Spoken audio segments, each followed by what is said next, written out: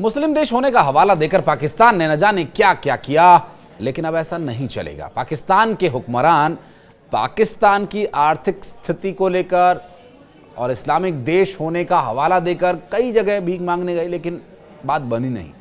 अब इस बात से कोई अनजान नहीं है कि पाकिस्तान क्या कुछ करता है और क्या क्या वो प्रोपेगेंडा फैलाता है। खबरों के अनुसार वहाँ खाने पीने की सामान्य चीज़ों की भी कितनी मारामारी है, इस वीडियो के अंत तक आप ये समझ पाएंगे। पाकिस्तान के हालातों के बारे में देंगे डिटेल्स, इस वीडियो के अंत तक बने रहिएगा। और भारत के साथ जो हालात उसने पैदा कर लिए हैं, अब और क्या क्या वहाँ के लोगों को झेलना पड़ेगा, ये देखने वाली बात होगी। नमस्कार, मैं हूं आशीष त्रिपाठी आपके साथ, और इस वीडियो की शुरुआत करेंगे यहां से, क्योंकि पाकिस्तान बार बार अंतर्राष्ट्रीय मुद्रा कोष यानी IMF के सामने कटोरा नहीं बल्कि बोरा लेकर के भीख मांगने पहुंच जाता है कि बहुत सारा पैसा दे दो ताकि हम खाना पीना खा सकें, ताकि हम आराम से रह सकें। वहाँ की सेना और वहाँ की सरकार के लिए ये कर्जा होता है, आवाम के लिए कुछ नहीं है। आवाम के लिए वही जलालत, वही मुफलिसी की जिंदगी। और इसी महीने पाकिस्तान को IMF से बड़ा कर्ज भी मिला है, लेकिन इस कर्ज के साथ ही कई शर्तें भी आई हैं जिन्होंने आम पाकिस्तानियों की रातों की नींद उड़ा दी है। अंतर्राष्ट्रीय मुद्रा कोष यानी IMF ने पाकिस्तान को अपने बेल आउट कार्यक्रम की अगली किश्त जारी करने से पहले अब तक की तुलना में सबसे अधिक शर्तें लगाई हैं। अब आप ये समझिए, वक्त के साथ शर्तें बढ़ती जा रही हैं और धीरे धीरे हालात ये होंगे कि पाकिस्तान को यहाँ से भीख भी नहीं मिलेगी। कुल मिलाकर 50 शर्तों में से 11 नई शर्तें शामिल हैं, जिनके पूरा होने के बाद ही पाकिस्तान को अगली किश्त मिलेगी। IMF ने चेताया कि भारत के साथ ही हाल ही में बढ़े तनाव अगर और गहराए तो वो इस योजना के वित्तीय और सुधार लक्ष्यों को पूरा करने की मुश्किलों को पहले प्राथमिकता देंगे और फिर पाकिस्तान को कर्जा मिलना भी मुश्किल हो जाएगा। और नई शर्तों में सबसे अहम है 17,60,000 करोड़ रुपए के बजट की मंजूरी, जो संसदीय वहाँ के नेताओं के द्वारा दी गई है और वहाँ के संसद ने की है। इसके अलावा बिजली उपभोक्ताओं पर लगने वाले कर्ज, सेवा अधिभार और बढ़ोतरी को भी यहाँ पर लोगों से वसूला जा रहा है। 3 साल से पुरानी कारों के आयात पर लगी तत्काल रोक को दूर करना होगा।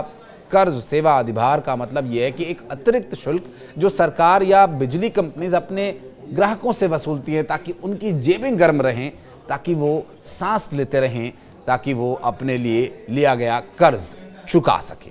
सरकार को अगले वित्तीय वर्ष के रक्षा बजट को कम से कम 2.414 ट्रिलियन रुपए पर ही रखना है, जबकि संसद ने अब तक इसे 2.5 ट्रिलियन रुपए से अधिक रखने का संकेत दिया था। और केंद्र और प्रांत दोनों स्तर पर कर सुधार की नई शर्तें भी जोड़ी गई हैं। 4 प्रांतीय सरकारों को एक व्यापक योजना बनाकर नए कृषि कर कानून लागू करने होंगे, जिसमें करदाताओं की पहचान, पंजीकरण और रिटर्निंग प्रोसेस के माध्यम से होगी। ऑपरेशनल मंच इसे शामिल किया गया। ये शर्तें जून तक पूरी करनी होंगी और साथ ही सरकार को IMF द्वारा सुझाए गए सुधारों के आधार पर एक गवर्नेंस एक्शन प्लान भी प्रकाशित करना होगा, ताकि कमजोर प्रशासनिक कमजोरियों को दूर किया जा सके। एनर्जी सेक्टर के लिए 4 शर्तें हैं। हर वर्ष बिजली की दरों को लागत आधारित नए अनुमानों के अनुसार तय करने के आदेश जारी करना, गैस शुल्क को भी अर्धवार्षिक आधार पर संशोधित करना और उद्योगों को राष्ट्रीय ग्रिड से जोड़ने के लिए कैप्टिव पावर लेवी को स्थायी कानून बनाना और बिजली सेवा अधिभार पर 3.21 रुपए प्रति यूनिट की सीमा खत्म करना। इन शर्तों के तहत सरकार को ईमानदार उपभोक्ताओं को सजा देने वाली नीतियों को सुधारना होगा।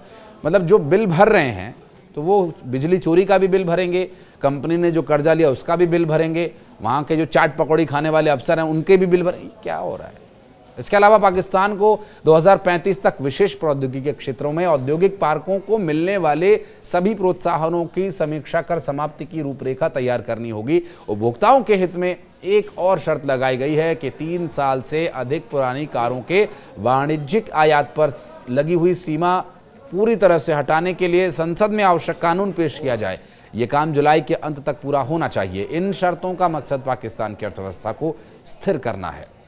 IMF ने साफ कहा कि यदि ये शर्तें पूरी नहीं हुई तो बेलआउट की अगली किश्त मिलना मुश्किल हो जाएगा और देश की आर्थिक चुनौतियां और बढ़ जाएंगी। और इन सब के बीच भारत पाकिस्तान तनाव इस पूरी प्रक्रिया को और जटिल बना सकता है। वहाँ के हालात से आप इस बात का अंदाज़ा लगाइए, जो बाइक आप यहाँ पर 90,000 रुपये से लेकर के 1 लाख रुपए में खरीदते हैं, वो बाइक वहाँ पर 5-5, 6-6 लाख रुपए की मिलती है।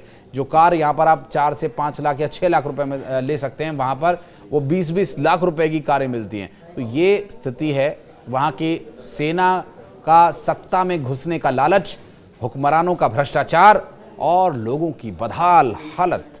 माथा पीटते पाकिस्तानी। क्या कहना चाहेंगे आप इस पर? कमेंट सेक्शन में ज़रूर बताएं। धन्यवाद।